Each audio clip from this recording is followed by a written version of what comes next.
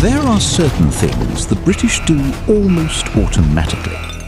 Apologise when someone else bumps into them, look up at the sky before leaving the house, and maintain order even when the world itself has decided to come apart. On Venus, that stopped being a habit. It became a condition of survival. That evening, Britain had 97 seconds to avoid losing an entire city sector and 13,000 people. Everyone likes to say Mars was the obvious choice, and that is true. Mars was easier, drier, quieter, more predictable. But easy planets rarely belong to the people who build great systems. Venus does not kill with one blow. It crushes, poisons, strips, dissolves, pulls you off course, and slowly punishes every mistake in your calculations. And yet, right here, roughly 50 kilometers above the surface, Venus hid the one layer of atmosphere that did not need to be conquered. It could be used, not land, not ocean, sky. The story did not begin with a colony. It began with data.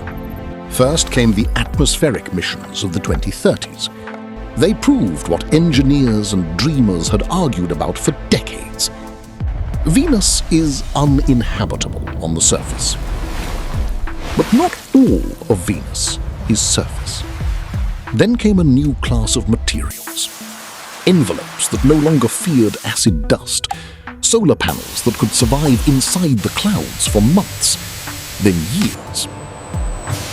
And finally, there was the one combination no other country had at the exact moment it was needed. Britain's tradition of weather modelling, modular energy, and floating infrastructure. The world saw Britain as an island nation. The British saw themselves as a weather nation. And once it became clear that Venus was a planet where victory would not belong to whoever had more thrust, but to whoever could calculate the atmosphere more precisely, the outcome became almost inevitable. The real breakthrough was not one technology. It was a stack of 4. Ainsworth lattice, an envelope that did not die from sulfuric acid. Brunel lift cells, a cellular lift system where the entire colony could redistribute buoyancy the way a ship redistributes ballast. Calder ring, an energy loop compact enough for an atmospheric platform and reliable enough to power it through weeks of storms. And most importantly, the Greenwich Weather Engine. The first model that did not merely predict the Venusian atmosphere, but played a continuous game of chess against it. After that, Britain did what it has always done better than most. It stopped debating whether the thing was possible and started writing the procedure. But civilization does not begin where there is a reactor. It begins where there is daily life. This is what truly made Venus British. Not the towers, not the patents, not the first atmospheric energy contract. It was what people carried with them from Earth. The habit of discussing the sky, the almost religious attachment to schedules, a love of public gardens, and the strange belief that when everything is going to hell, one should lower one's voice first and run second. On Earth, that looked like national character. On Venus, it became an engineering advantage. This is where most colonies would have died. A red shift is a rare Venusian event where a local chemical front, a density collapse, and a crosswind shear fold into one single incident. Not an explosion. Worse, a loss of lift stability. Sector 7 began to fall. Not kilometers at once, hundreds of meters. But on Venus, that is enough. Because below the colony, there are not just more clouds. Below it begins the part of the atmosphere that stops forgiving anyone who is even 1 minute late with a decision.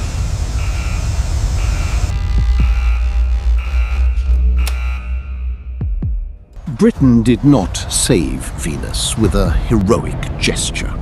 That is the whole point. No one ran into the fire carrying a flag. No one delivered a beautiful speech.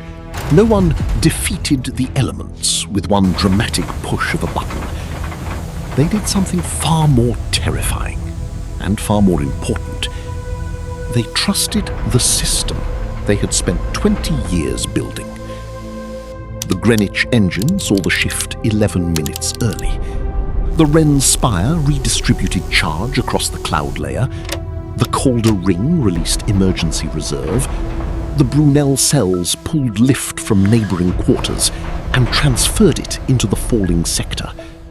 For 11 seconds, the entire colony became lighter in some places, darker in others, and colder elsewhere. And that was enough. Sector 7 stopped 290 meters above the point where the envelope would have entered irreversible thermal failure. System stabilizing. No one applauded. In the control room, someone simply confirmed, altitude stable. And then someone, as any proper Briton might after narrowly avoiding catastrophe, asked, has the tea gone cold? That is why Venus was tamed by the British. Not because they were braver than everyone else, and not because they were the first to want the risk, but because they understood the nature of the planet better than anyone. Venus is not a place you conquer through force.